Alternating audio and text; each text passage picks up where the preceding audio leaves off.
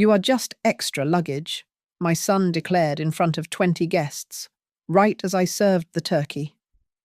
He sat in the penthouse I secretly owned, wearing a watch my money bought, while his wife smirked. I stared at the luxury surrounding us, realizing I had raised a monster. Quietly, I set down my napkin. Tonight, I would drive 1,800 miles to remind him exactly who holds the lease on his perfect life. My name is Eleanor Marsh. I am 62 years old, and my hands were trembling, not from age, but from the sheer weight of the 20-pound turkey I was pulling out of the double oven. The kitchen of the penthouse was a sleek, sterile world of marble and stainless steel, located high above the glittering lights of downtown Dallas. To the 25 guests buzzing in the living room, this apartment was a testament to my son's brilliance. To me, every square inch of this place, from the hand-scraped hardwood floors to the abstract oil paintings, was a scar. I looked at the bottle of Cabernet on the counter. It cost $300. I remembered when $300 was my grocery budget for 2 months. None of the people laughing outside knew that the deed to this penthouse, the title to the black SUV parked in the underground garage, and the credit limit on the card buying that wine were all legally mine, hidden behind corporate shells I controlled. I carried the platter into the dining room. My son, Ryan Marsh, sat at the head of the table. He looked every bit the successful architect in his Italian suit, his wrist flashing a gold Rolex. He was gesturing with a crystal wine glass, his voice booming. "It is all about grit," Ryan said, his chest puffing out. "Nobody gives you a handout in this world. You have to take what is yours." Next to him, Camilla, his wife, smoothed her silk dress. She was an influencer of some sort, always talking about her brand. "Exactly, babe," she chirped, raising her voice just enough to be heard over the clatter of silverware. "We built this life with our bare hands. It is exhausting, but worth it." I set the turkey down. Steam rose up, clouding my glasses for a second. No one looked at me. No one said thank you. I was just the help that came with the bloodline. I took my seat at the far end of the table, wiping my hands on my apron. The conversation swirled around inflation, interest rates, and the soaring cost of real estate. "Ryan, you are amazing to maintain this standard of living," an aunt gushed, taking a sip of wine. "Truly impressive." Ryan smiled, basking in the praise. But then his eyes flickered toward me. The warmth left his face. He set his glass down a little too hard. "Speaking of maintaining standards," Ryan said, his voice dropping an octave. The room went quiet. He swirled his wine.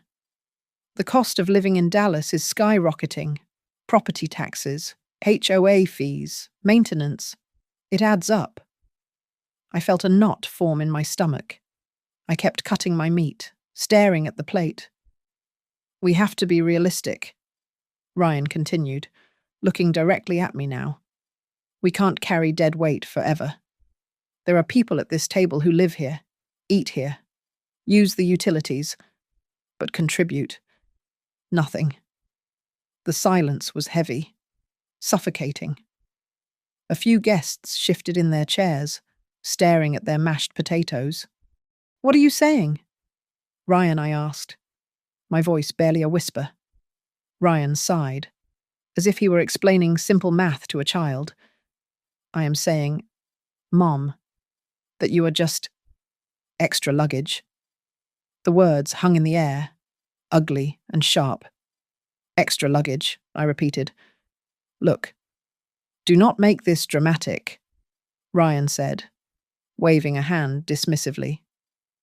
"It is simple economics. If you want to keep living in my house, you need to pay market rent. If not, well, maybe you should find a place that fits your budget. Something more? Your speed? I looked around the table. My brother-in-law looked away.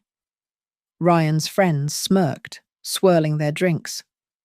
Camilla leaned forward, her eyes gleaming with malice. It is only fair. Eleanor, Camilla said, her voice dripping with fake sympathy. In this economy, everyone has to pull their weight. We can't just support hobbies. My heart hammered against my ribs. I looked at the chandelier above us. I bought that. I looked at the table they ate off. I bought that.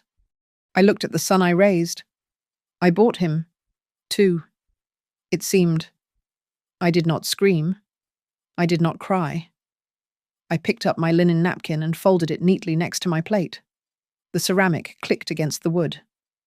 Okay, I said. The room was so quiet, I could hear the hum of the refrigerator. If you see me as extra luggage. Ryan. I stood up, my knees cracking slightly. Then consider tonight my last flight. I turned my back on them. Behind me. I heard a nervous chuckle. Then the scraping of chairs. They thought I was retreating to my room to cry. They thought I was a powerless old woman humiliated by the titan of industry she had birthed. Ryan had no idea. He did not know that the penthouse he was trying to evict me from was in my trust. He did not know the SUV downstairs was leased to my holding company, and he certainly did not know that the architecture firm paying his salary was 60% owned by a silent partner named Eleanor Marsh. I walked down the hallway, leaving the warmth of the dinner party behind. The air in the corridor felt cold, but for the first time in years, I felt awake. I retreated to the small guest room at the end of the hall, the one space in this sprawling penthouse that Ryan allowed me to occupy without comment. My hands moved with mechanical precision, pulling the battered leather suitcase from the back of the closet. It was the same bag I had carried for 40 years, its corners scuffed and grey. I paused when my gaze landed on the nightstand. There, in a cheap wooden frame, was a black and white photo. A girl of 19 stood in a polyester dress that had cost $4. Her arm looped through the elbow of a lanky boy leaning against a Ford truck. That was me, a Kansas farm girl with nothing but grit. And Mark, the man who taught me how to fight. The smell of that memory hit me harder than the expensive truffle oil wafting from the living room. It smelled of stale frying oil and diesel. We started with a roadside diner in Oklahoma, a place so small you could touch opposite walls if you stretched your arms out. We were the cooks, the servers, and the janitors. We slept on a lumpy mattress in the storage room, surrounded by 50-pound sacks of flour and the hum of the freezer. Every single night. We counted our tips, quarters, dimes, crumpled $1 bills. We smoothed them out on the concrete floor and hid them in a dented cookie tin, terrified a robbery would wipe us out. I remembered the night the tornado took the roof. The wind howled like a dying animal, and rain turned our kitchen into a swamp. Most people would have packed up and left. Mark stood in the wreckage, water dripping from his nose, looking at the empty lot next door where the weeds grew waist-high. Ellie, he had said, shouting over the wind.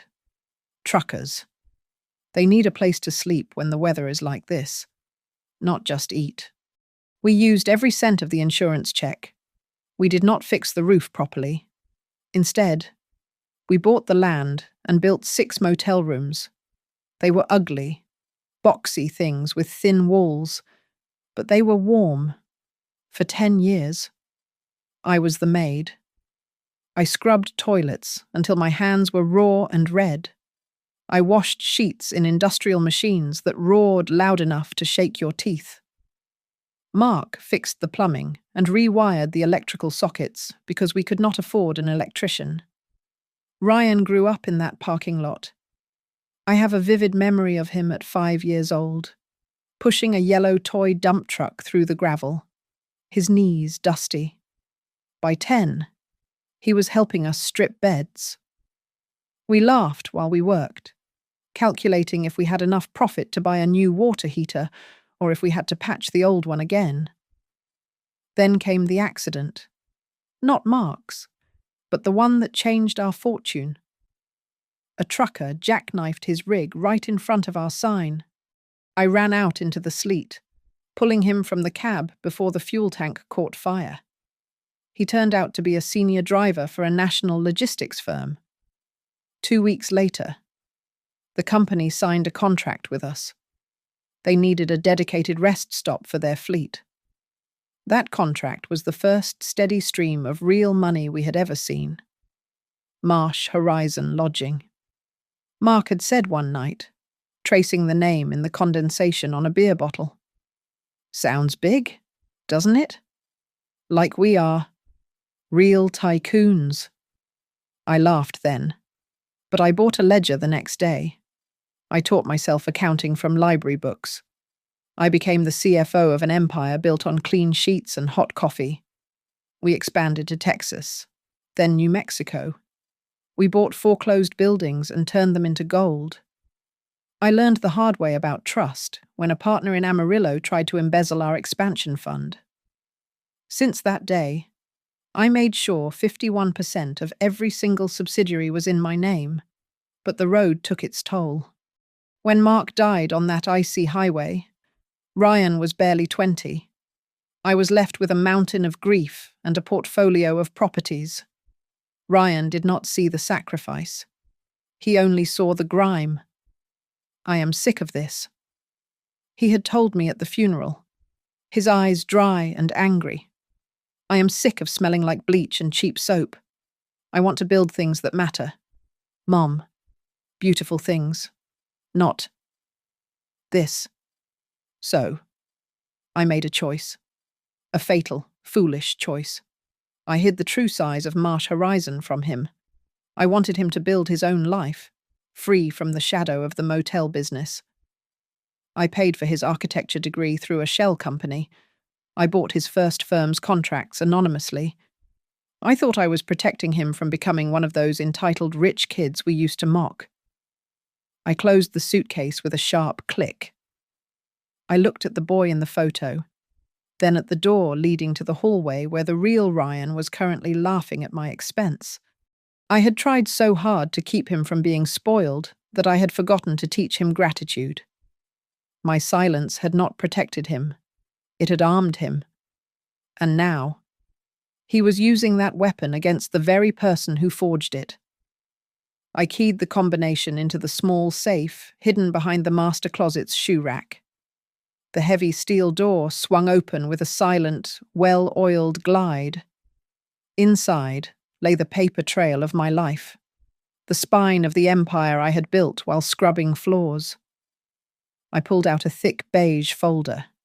Inside were the certificates for the majority shares of Marsh Horizon Lodging Holdings, the original deed to this very penthouse, and, most importantly, the lease agreement Ryan had signed 5 years ago.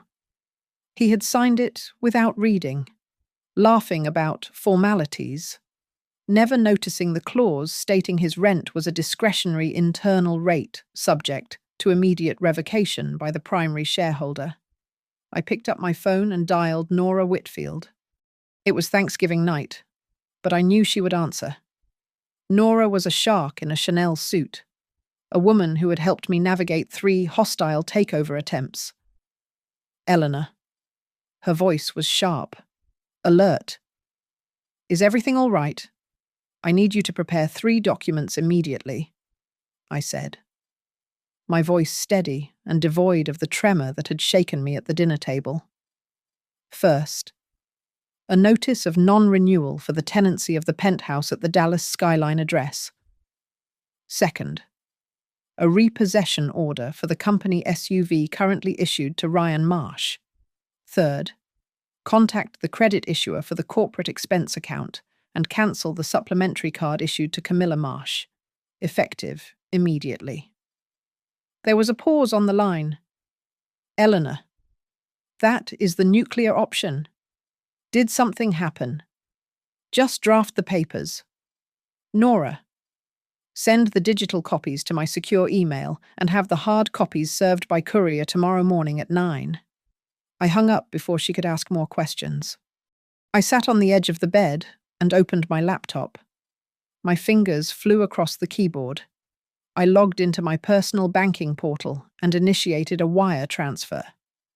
I moved a substantial sum enough to last a year without touching the main accounts to a small community bank in Santa Fe. Decades ago. I had opened that account with the dream of retiring to the desert, painting sunsets and drinking tea. I had never dared to go. Now. It was my war chest. Next. I booked a rental car from a generic agency downtown, requesting a pickup in 2 hours. I picked up the phone again. This time, I called Miguel Harper, my CEO. He had been with me for 15 years, since he was a junior manager at one of our motels in Albuquerque. Mrs. Marsh. He sounded surprised. Miguel, I said, cutting through the pleasantries. From tomorrow morning, any asset, inquiry, or expense related to Ryan Marsh must be routed directly to me or Nora. Do not authorize a single cent. Do not approve a single maintenance request. Do not even replace a light bulb without my signature. Do not argue with me. Mrs. Marsh. Did he do something criminal? Miguel asked, his voice laced with genuine worry. No, I replied, looking at my reflection in the vanity mirror. The woman staring back was no longer a mother. She was the chairman of the board. It is just time my son was treated like every other tenant who is late on their payments. I ended the call and turned back to the physical files. I pulled the master trust agreement. With a pen. I made an annotation in the margins of the beneficiary section. I drafted a quick addendum on my laptop, directing that in the event of my death, the controlling interest of Marsh Horizon would not pass to my next of kin. Instead, it would vest immediately into a charitable trust for affordable housing. Ryan would get nothing but a small stipend, contingent on drug tests and employment. Then, I remembered the Zenith project. Ryan's architecture firm had been bragging about landing the contract for our new luxury resort chain. I opened the vendor list on the company server. Sure enough, Marsh Horizon had been funneling contracts to Ryan's firm for 2 years under my blind eye. I sent a text to Miguel review all active service contracts with Marsh Architecture. Prepare termination clauses for conflict of interest. We are cutting them loose. I closed the laptop and pulled a small silver USB drive from the safe.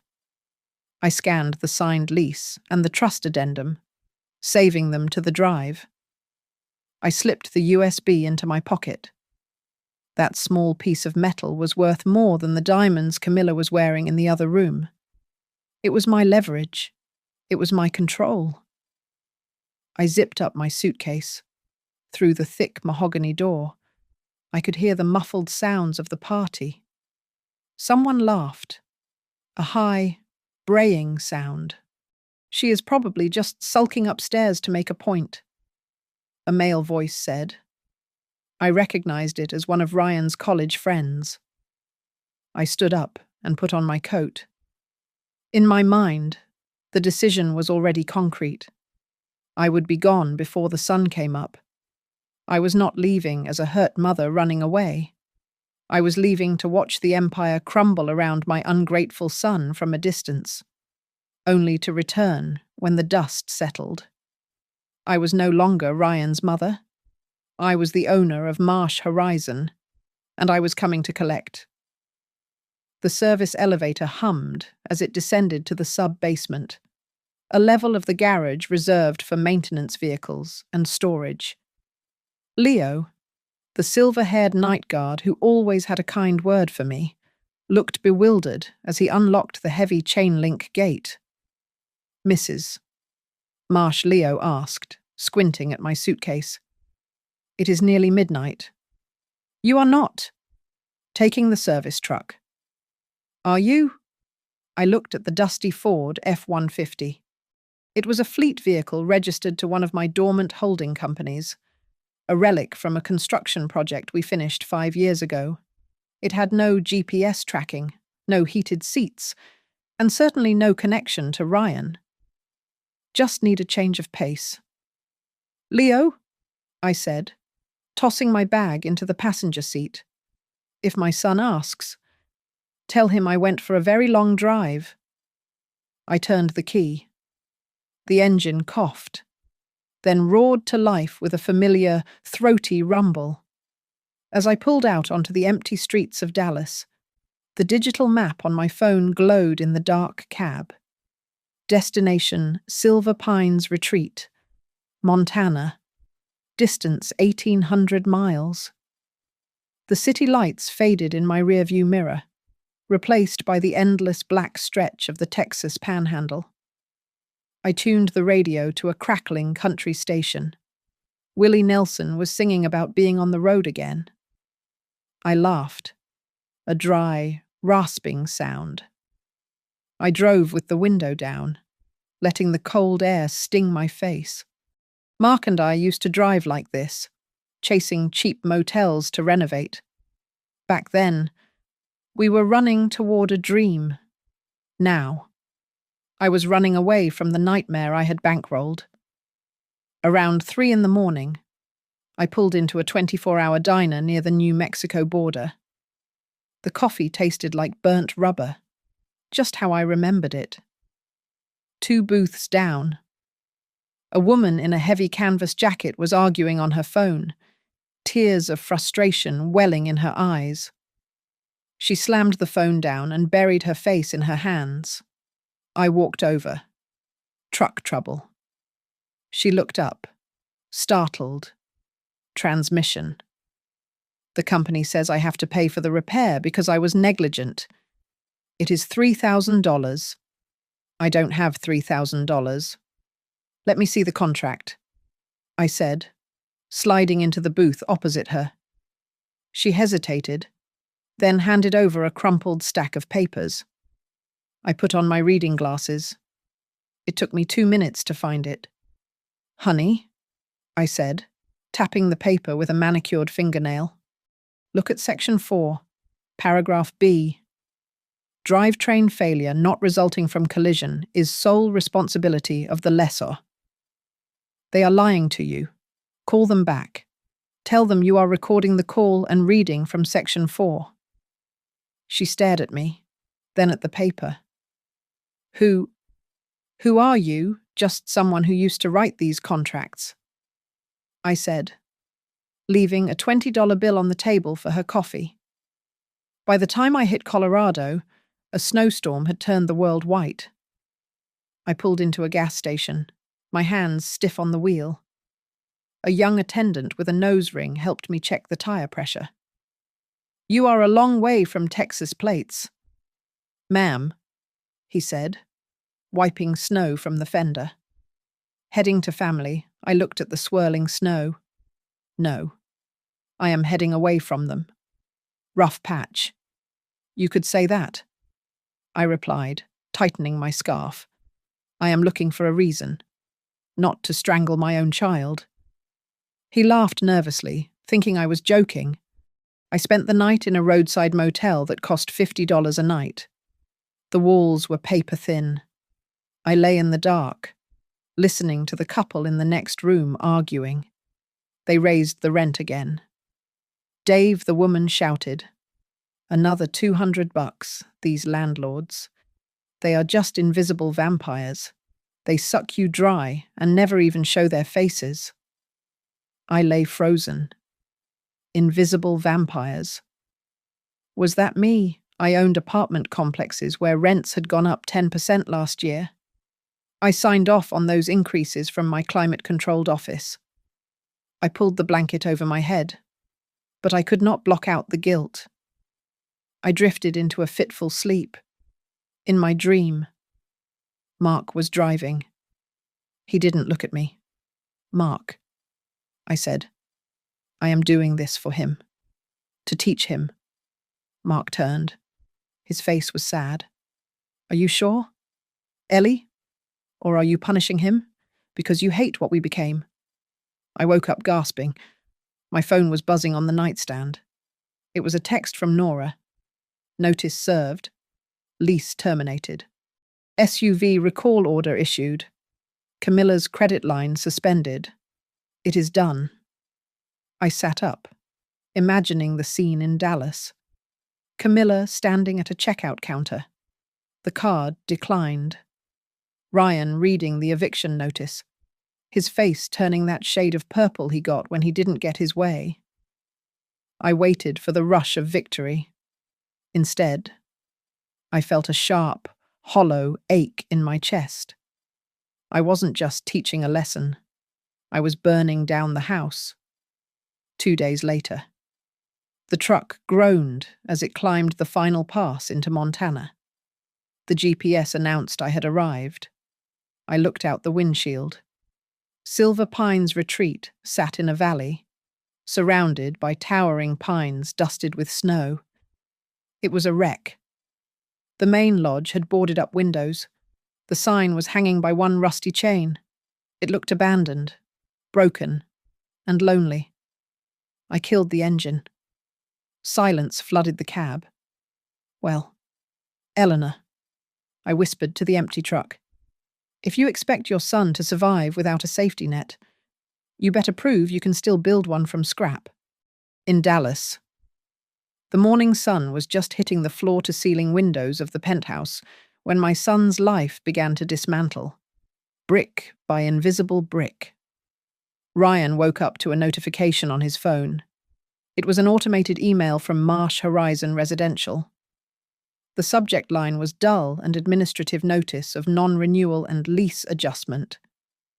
Ryan called the number at the bottom of the email immediately, his voice thick with sleep and entitlement. He thought he was speaking to a low-level clerk. He did not know he was shouting at a woman who had been on my payroll for 12 years. "This is a mistake." Ryan barked into the phone. "I have a preferential rate. Check the file." "I am looking at the file." "Mr. Marsh," the operator replied, her voice pleasant and unyielding. "The preferential period has expired. If you wish to renew the lease, the new rate will be adjusted to current market value. That will be $9,500 a month." I can imagine the silence that followed. Ryan had been paying $2,000. He had assumed the discount was his birthright, not a gift. Across town, the dominoes continued to fall. Camilla stood at the counter of a high-end boutique in Highland Park, a pile of cashmere sweaters on the glass counter. She tapped her black card against the terminal.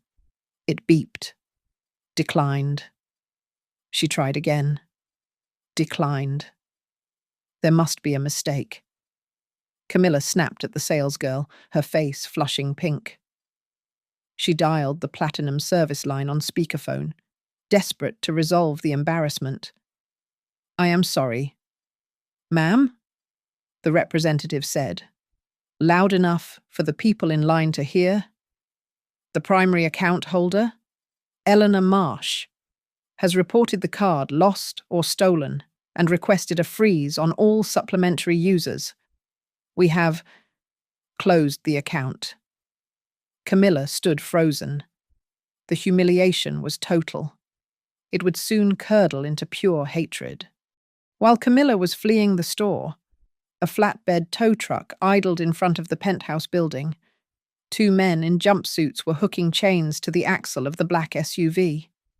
Ryan ran out to the curb, still in his robe, waving his arms. "Hey, get away from my car," he shouted. "That is my property." The driver didn't even look up. He shoved a clipboard into Ryan's chest. Read the registration. Buddy, this is fleet vehicle number 402, owned by Marsh Horizon. We have a repossession order signed by the company president. Ryan looked at the paper. There, in black ink, was the signature he had seen on birthday cards his entire life, E. Marsh, President. He had been driving a corporate loaner for 3 years and had never bothered to look at the title in the glove box. 1,800 miles away. I stepped out of my truck and onto the crunching snow of Silver Pines Retreat. The place was a ghost town.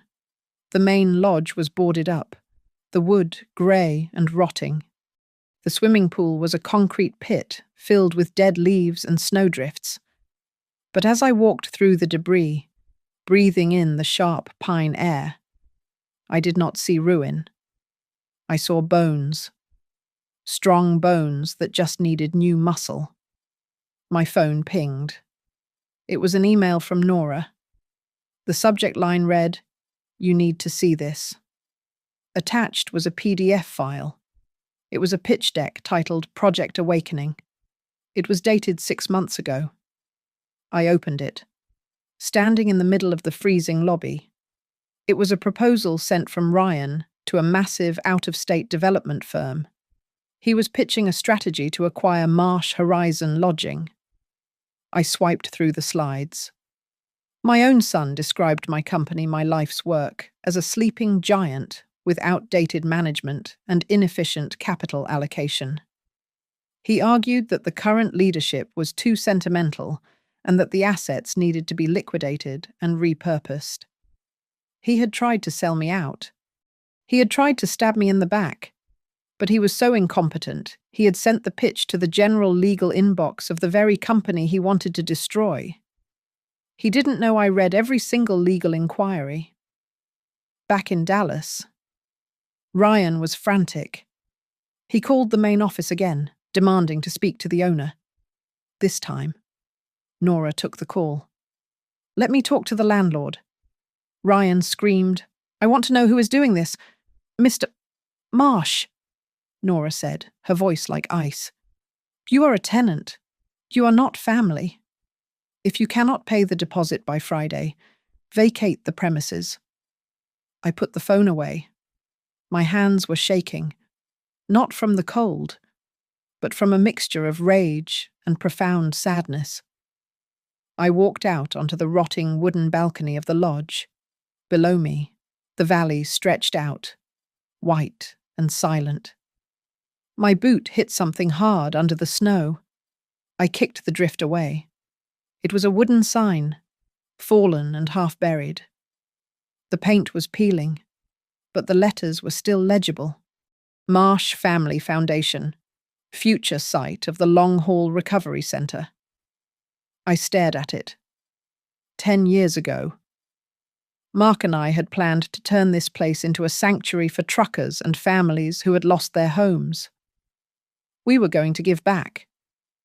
But then the market boomed, and I got busy chasing bigger deals in the city. I had abandoned this dream for the very wealth that had turned my son into a monster.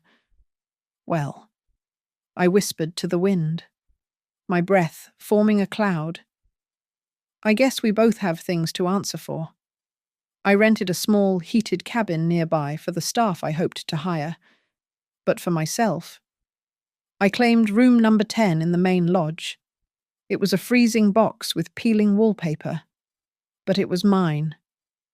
I spent the first night huddled next to a space heater, listening to the wind rattle the loose window frames. In the morning, I went down to the industrial kitchen. It smelled of rust and dead mice.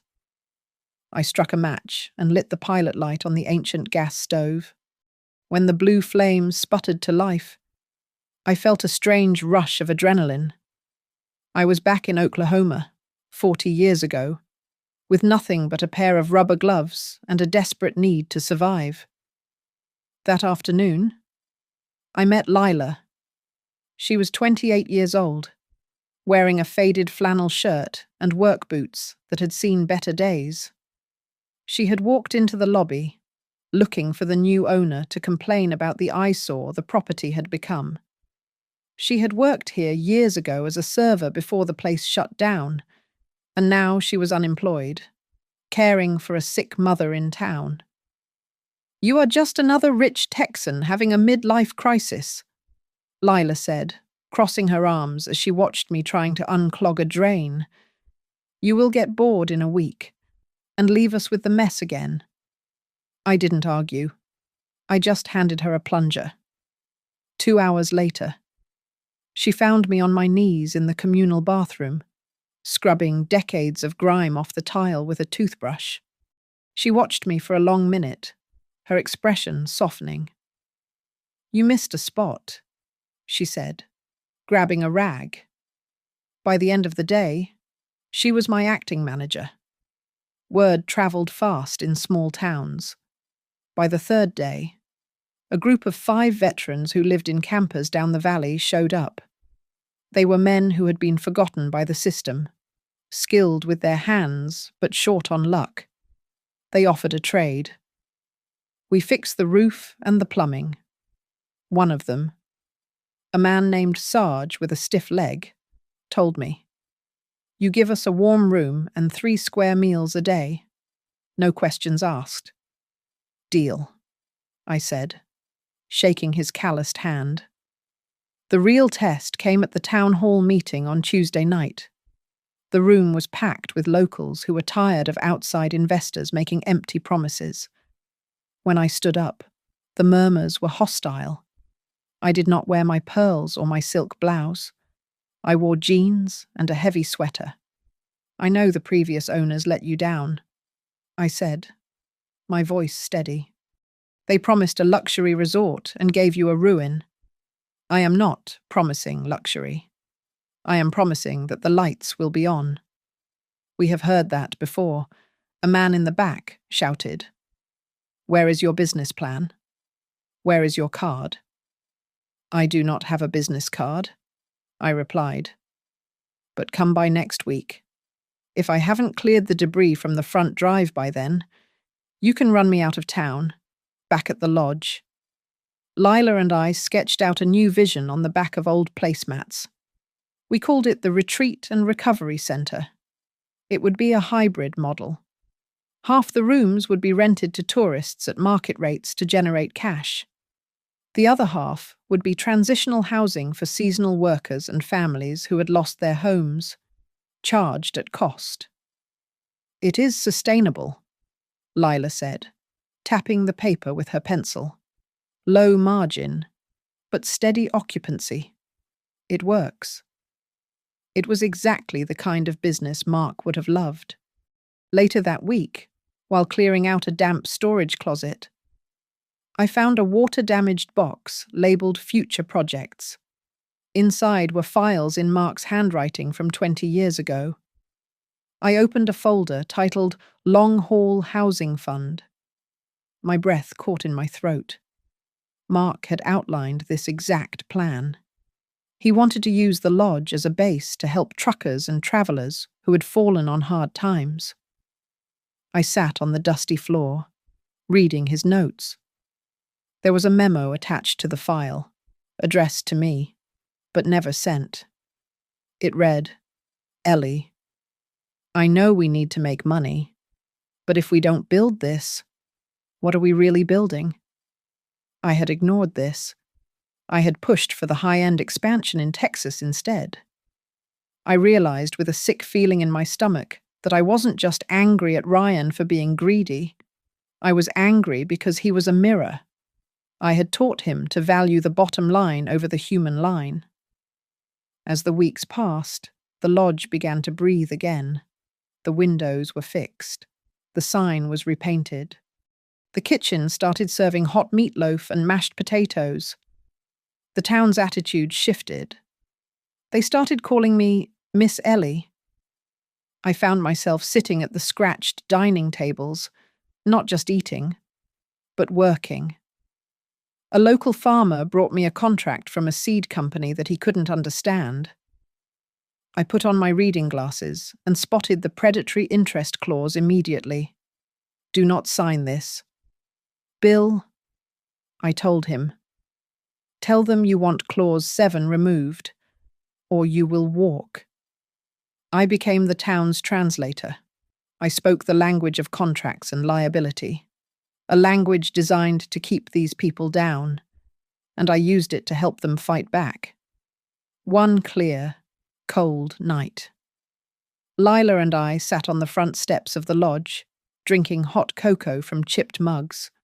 The stars were incredibly bright above the mountains.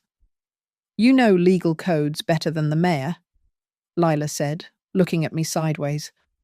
And you know how to run a balance sheet like a Wall Street banker.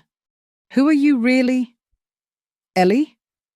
I looked up at the vast, indifferent sky. I thought about the penthouse in Dallas, the son who hated me, and the empire I had left behind. Just think of me as someone who forgot which side she was on, I said softly. And now, I am trying to get back to the right side. It took Ryan 3 weeks to connect the dots. After being evicted from the penthouse and receiving the final demand letter for unpaid management fees, he had finally stopped screaming at customer service and started reading the fine print. He found the name E. Marsh on the incorporation papers. He traced the corporate address to the old building where his father used to have an office. He realized that the silent majority shareholder of Marsh Horizon, the entity holding the leash to his entire life, was his mother. He found me because Nora, under my strict instruction, accidentally let slip to Miguel that I was inspecting a distressed asset in the mountains near Helena. Ryan booked a seat in economy on a budget airline. He rented a compact car with manual windows because his credit cards were frozen. He drove through a blinding snowstorm, terrifying himself on the icy switchbacks, to find me. I was shoveling snow off the front walkway of the lodge when he arrived. The wind was howling, cutting through my heavy canvas coat. I saw the small sedan skid to a halt near the pile of lumber we were using to repair the porch. Ryan stepped out. He looked miserable. His Italian loafers were sinking into the slush, and he was wearing a wool coat that was fashionable but useless against a Montana winter. He stormed up the steps, bypassing Lila, who was hauling a bag of salt.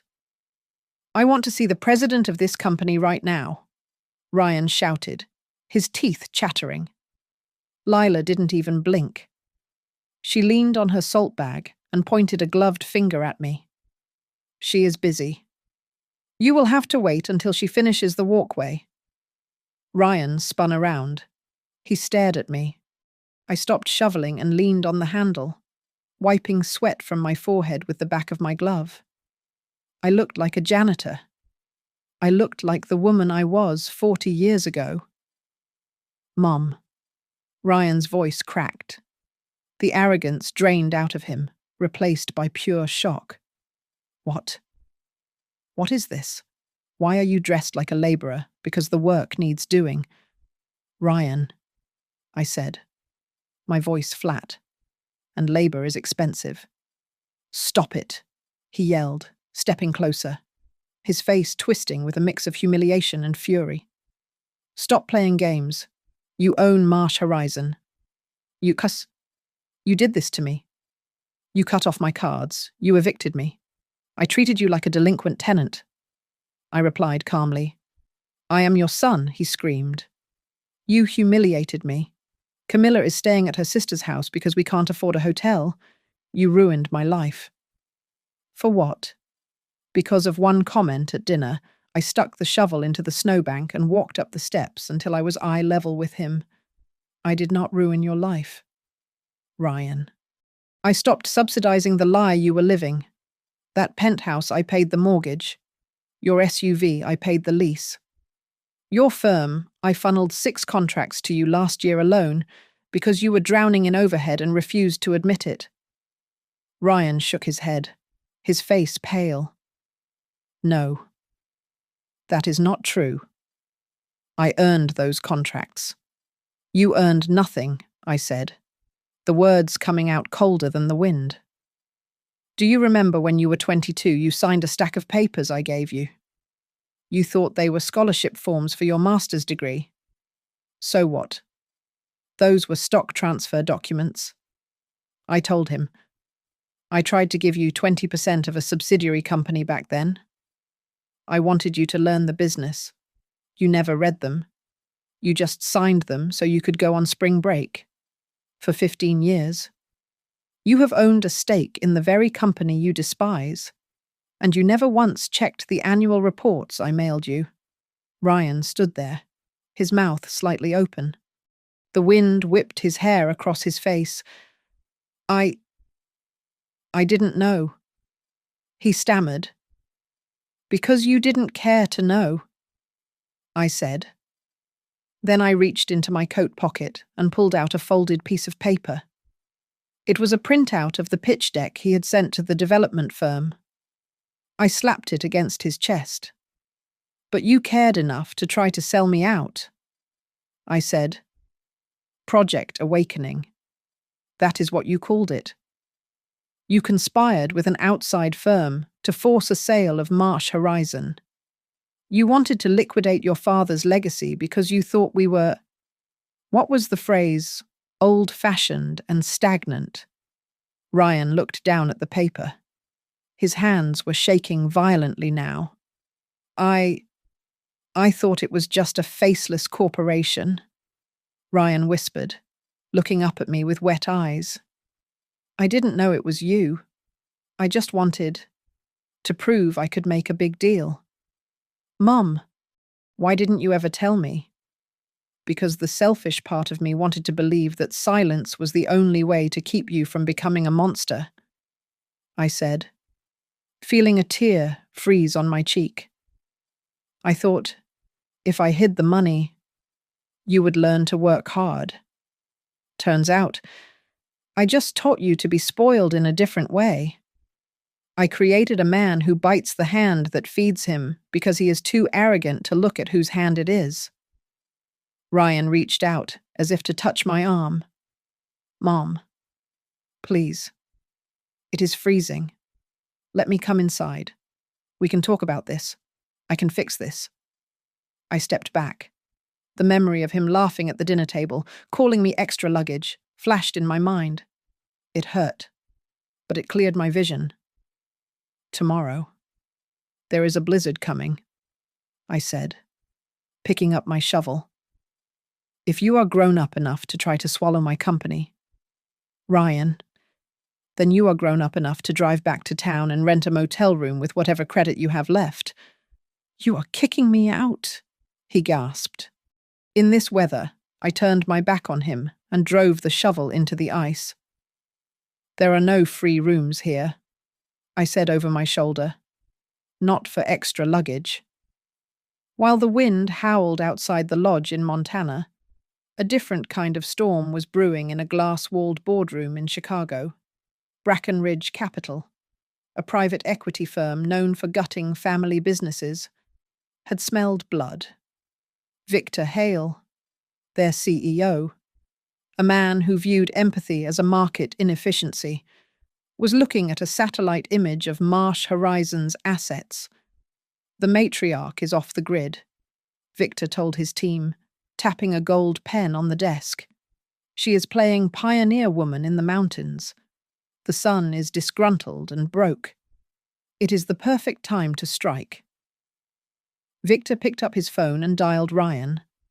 Ryan was sitting in a cheap motel room in Helena, staring at the ceiling, nursing a bruised ego and a cold cup of coffee. Ryan, Victor said, his voice smooth as silk. This is Victor Hale. I heard about your situation. It is a tragedy how your mother is hoarding the company's potential. We want to help you take back what is yours. We need a young, visionary face for the new board. VP of strategy. 300,000 a year, plus stock options. Are you interested? Ryan sat up. The anger he felt toward me was a living thing in his chest. "VP of Strategy," he asked, his voice hoarse, and I would have actual power. "You would be the future." "Ryan." Victor lied. "We just need your vote on the minority shareholder block, back at Silver Pines." My phone lit up. It was Nora. Urgent.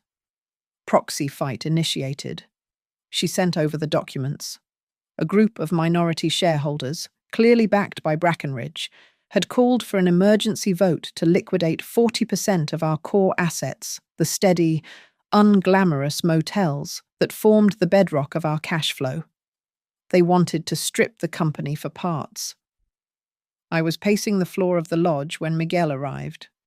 He had flown in on the first flight out of Dallas, carrying a briefcase and looking exhausted.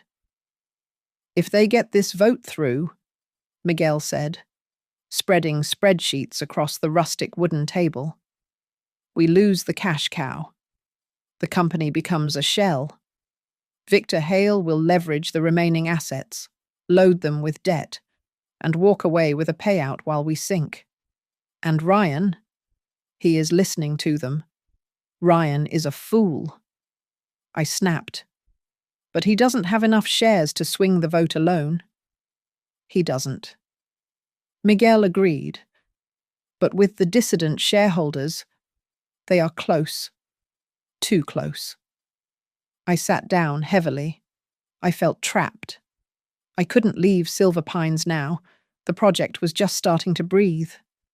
But if I didn't go back, I would lose everything.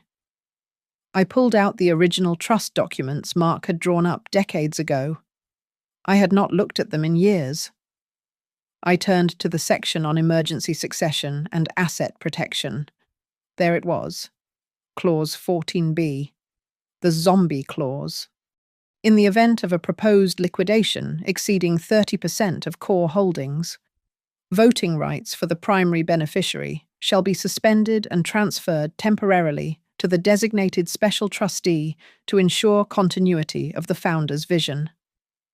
I scanned down to see who the special trustee was. I expected to see a bank, or perhaps an old lawyer friend of Mark's. I froze.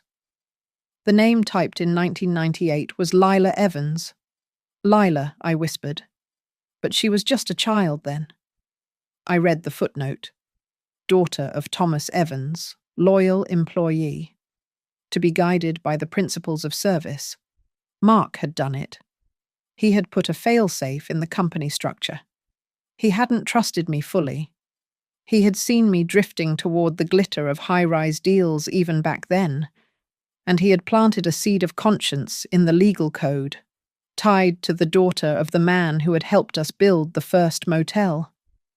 "Get Lila," I told Miguel.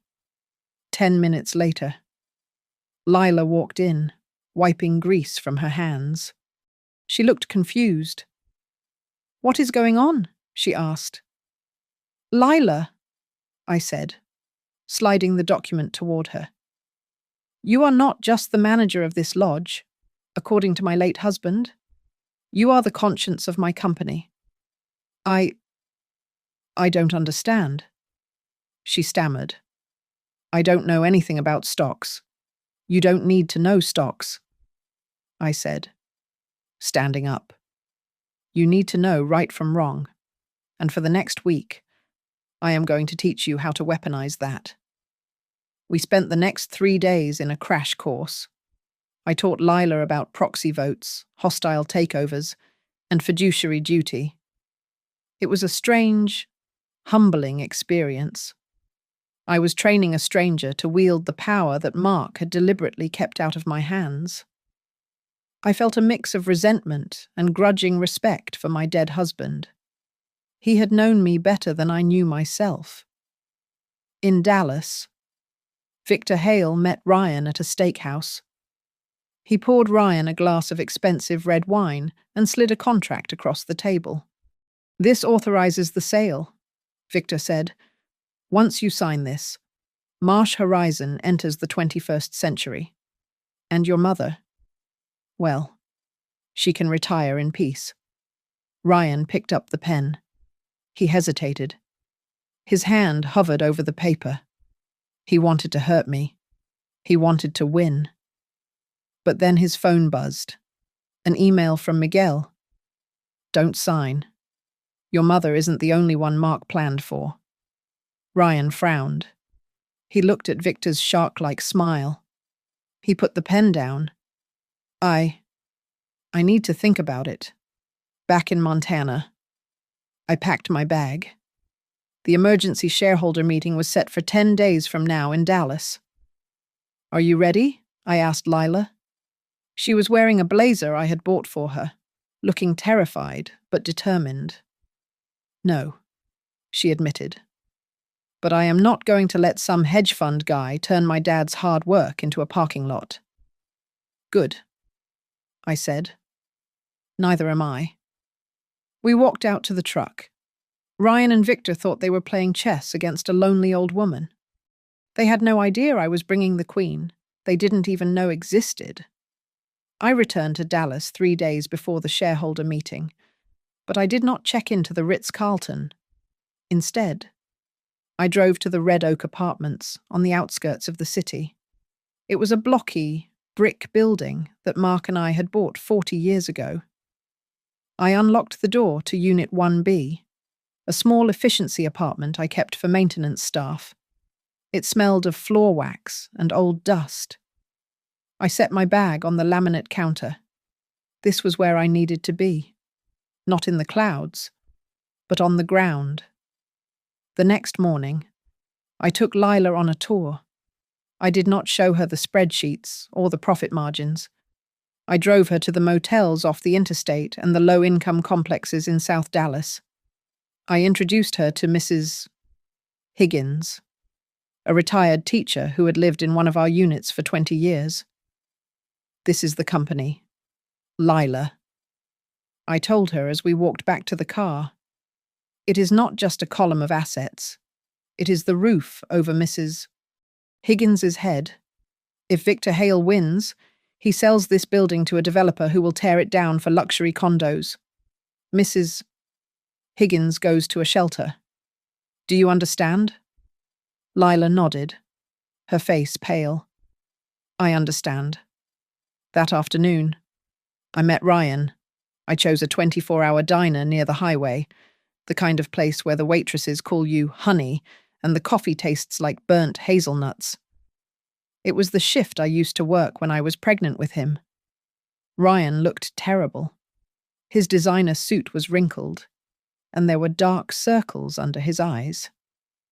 He looked at the vinyl booth with disdain before sliding in. Why are we meeting here? Ryan asked, picking up a sticky menu. Because this is where I earned the money to buy your first stroller, I said, folding my hands on the table. I have a proposition for you. Ryan, you can vote with me. You can publicly denounce Victor Hale. Ryan's eyes lit up. A spark of the old entitlement returned. And if I do I get the penthouse back? My position at the firm, I looked at him, feeling a deep, aching crack in my heart. He still did not get it. No, I said. The word hit him like a physical blow. If we win, you get a job. A real job. You will work as a project manager at Silver Pines. You will answer to Lila. You will earn a salary of $50,000 a year. If you last 12 months without a complaint, we will talk about a small equity share. Ryan slammed his hand on the table.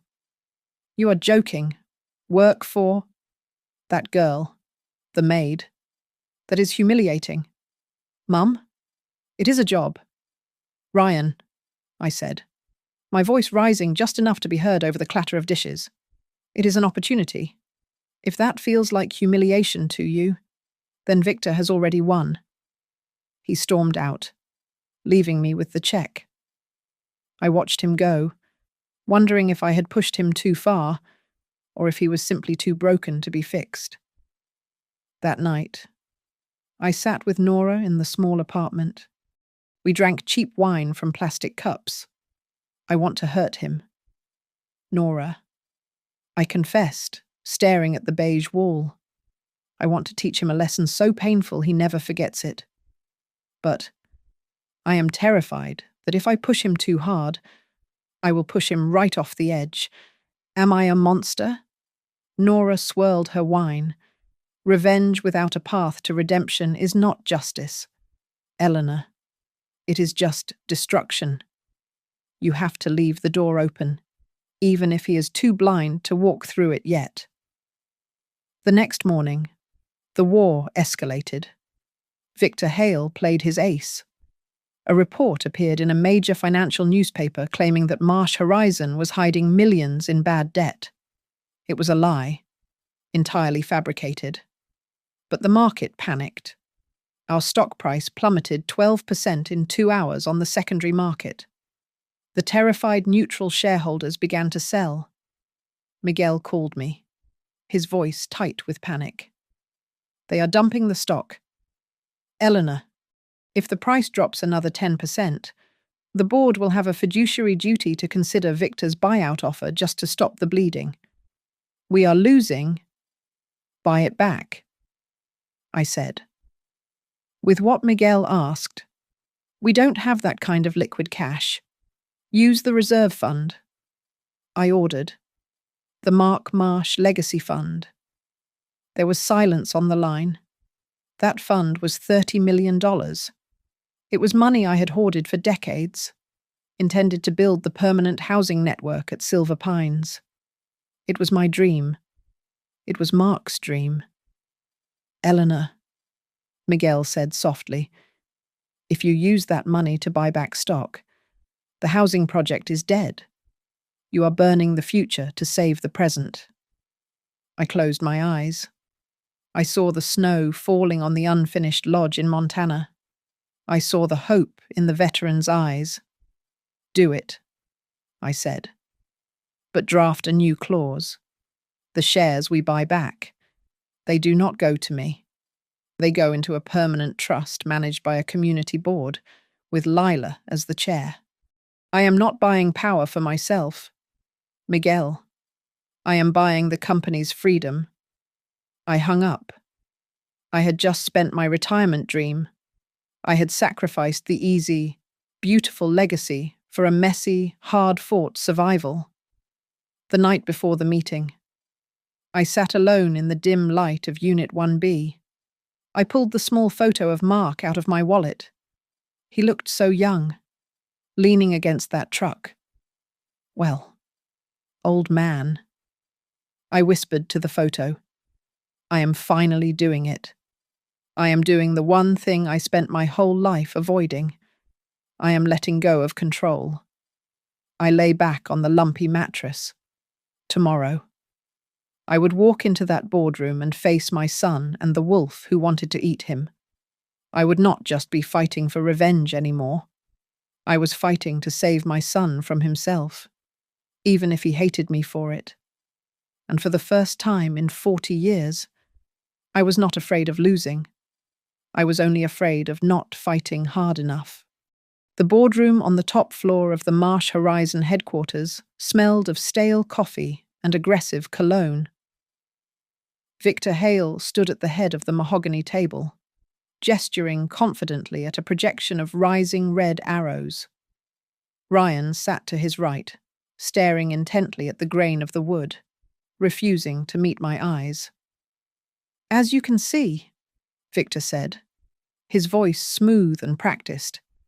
The company is asset-heavy but cash-poor. My proposal injects $40 million of liquidity immediately. We sell the legacy motels, streamline the portfolio, and focus on high-yield urban developments. It is the only way to save this sinking ship. The room murmured. The minority shareholders, terrified by the recent stock dip, were nodding. They were ready to sell. Eleanor, the chairman, asked, "Do you have a rebuttal?" I did not open a spreadsheet. I did not pass out a financial forecast. I simply clicked a small remote in my hand. The screen behind Victor flickered and changed. It was not a graph. It was a grainy, black and white photo of Mark wiping down a table at our first diner, his face exhausted but smiling. I clicked again. A photo of a rusty motel sign in the rain. Click. A photo of Mrs. Higgins standing in front of her apartment unit, holding a potted plant. Marsh Horizon was not built to be an ATM, I said, my voice steady. It was built to be a shelter. We do not print money. We provide roofs.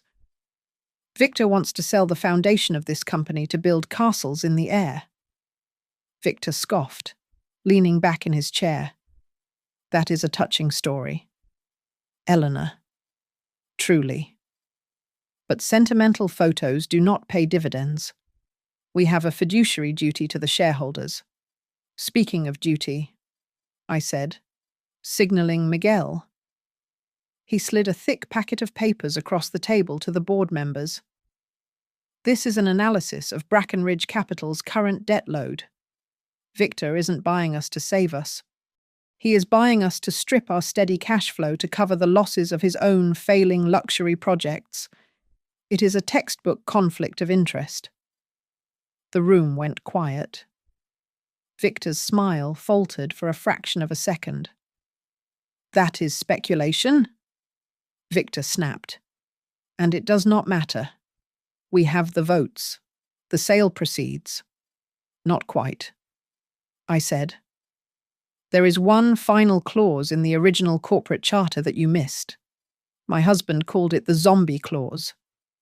I pulled a yellowed document from my folder.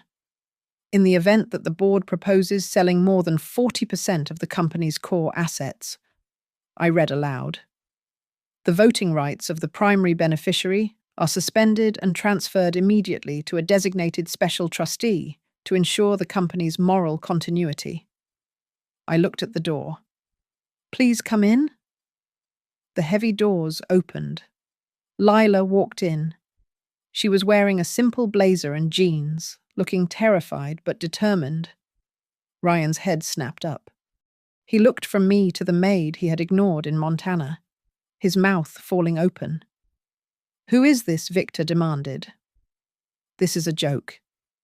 This is Lila Evans, I said. The daughter of the first employee Mark ever hired, and she is the special trustee holding the controlling vote. Lila stood at the end of the table. Her hands were shaking, but she placed them flat on the wood. As the trustee, Lila said, her voice trembling before finding its strength. I cast all my votes against the sale, and I vote in favor of Eleanor's motion to transfer 30% of the company's equity into a permanent community housing trust, co-managed by the employees.